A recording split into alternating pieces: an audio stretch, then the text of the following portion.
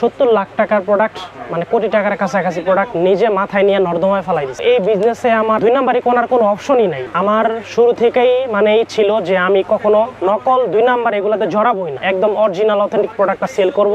ওই চিন্তাধারা থেকে এগুলা নিজে মাথায় নিয়ে 70 লাখ টাকার প্রোডাক্ট একদম ড্রেনে ফেলাই দিয়ে আসছে। এই স্কিন কেয়ার প্রোডাক্ট নকল সেল করে তারা অমানুষ না হইলে এটা কখনোই করতে পারবে না। এখানে লোকাল কোনো প্রোডাক্ট সেল হয় না, আমাদের মার্কেটে ওইরকম ভাবে লোকাল প্রোডাক্ট সেল করতে দেওয়া হয় না। কেই আছে যারা ইম্পোর্ট করে তারা সেল করে, আবার অনেকেই আছে ইম্পোর্টারের কাছ থেকে নিয়ে সেল করে। সবাই তো আর ইম্পোর্ট করতে পারে না, অনেকেই আছে আমাদের থেকে প্রোডাক্ট নিয়ে সেল করে। আমাদের বিজনেসের আপনার বয়স হচ্ছে প্রায় 8 থেকে 10 বছর। তো আমাদের একটা রেপুটেশন নিয়ে আমরা বিজনেস করি না। এরকম বলতে কি নকল পাওয়া গেলে পুরস্কার পাওয়া জিনিসটাই আসবে না। খুচরা সেল করে তাদের ক্ষেত্রে হয়, আমাদের ক্ষেত্রে এটা হয় না। যারা হোলসেলে নেয় তারা তো সারা বছর আমাদের কাছ থেকে নিতে থাকে। তো আমরা যদি তাদেরকে অরিজিনালটা বইরা একটা কপি প্রোডাক্ট দেই, কাস্টমারটা তো আর আসবে না। তো এটা হচ্ছে যারা করে তারা ওই যে রিটেল করে 1 পিস 2 পিস করে তারা এরকম করতে পারে। আমাদের মেইনলি কাস্টমার হচ্ছে যারা মফস্বল থেকে আসে, যারা অনলাইন সেলার, তাদের বিভিন্ন শহরে দোকান, বড় বড় মার্কেটে দোকান, শপিং মলে দোকান, এ থেকে শুরু করে সব ধরনের আমাদের কাস্টমার আছে। মানে মানুষের সুবিধার্থে 6 পিস 12 পিস এরকম প্রোডাক্ট দোকান থেকে হোলসেল করি। মিনিমাম আমাদের 6 পিস বা 12 পিস নিতে হয়। আগে আমার এটা ছিল না, আমার এটা ছিল আগে এক কার্টুনে 96 পিস বা 100 পিসের কার্টুন, এটা ধরেই নিতে হতো। অনেকেই দোকানের জন্য, নিজের পেজের জন্য 100 পিস 200 পিস একটা প্রোডাক্ট নিতে পারে না, 6 পিস 12 পিস করে নিতে হয়।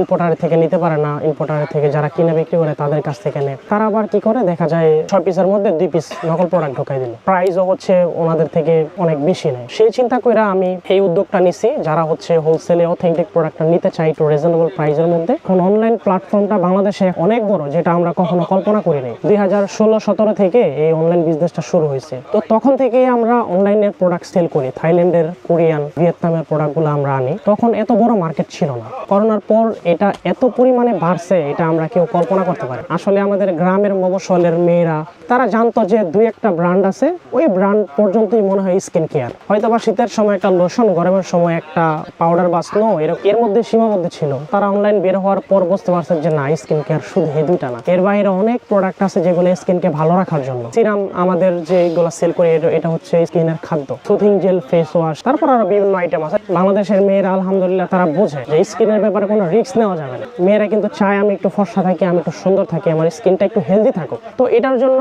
প্রাইস একটু বেশি হইলেও তারা হচ্ছে রিস্ক নিতে চায় না, একটু বেশি দেবো, অথেন্টিক প্রোডাক্টটা ইউজ করব।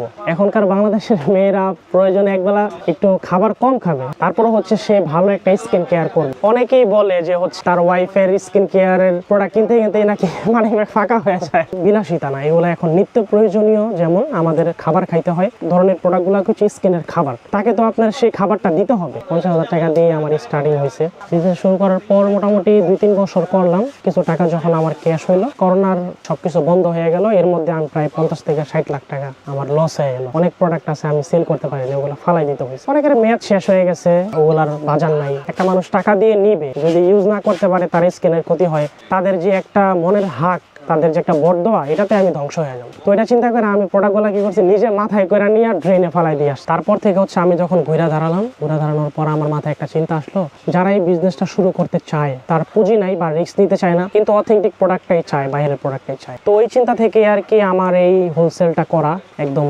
অল্প কোয়ান্টিটিতে একদম রিজনেবল প্রাইসে অথেন্টিক প্রোডাক্ট যাতে নিয়ে তারা শুরু করতে পারে। তো আমাদের এখানে 6 পিসের কম বিক্রি করা হয় না, মিনিমাম 6 পিস কোয়ান্টিটি প্রোডাক্ট হচ্ছে। যারা ইম্পোর্ট করে বা আমি ইম্পোর্ট করি, ইম্পোর্টটাও কিন্তু এক প্রকার রিস্ক। আমরা সবসময় থাইল্যান্ডে যাইতে পারি না। ক্লায়েন্ট আছে যাদের কাছে টাকা পাঠাইতে হয় ব্যাংকের মাধ্যমে, তারা হচ্ছে ওয়্যার হাউসে প্রোডাক্টগুলো পাঠায়। তো অনেকেরই আছে আমি টাকা পাঠাইছি, সে হচ্ছে আমার নাম্বারটা ব্লক করে দিছে, কোনো রেসপন্স করে নাই।